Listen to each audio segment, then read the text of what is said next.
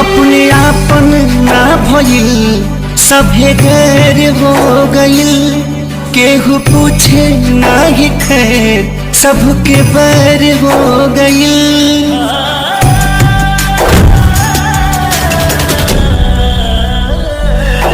अपने आपन ना भइल सभे गैर हो गइल, केहू पूछे ना ही खैर सबके बैर हो गइल।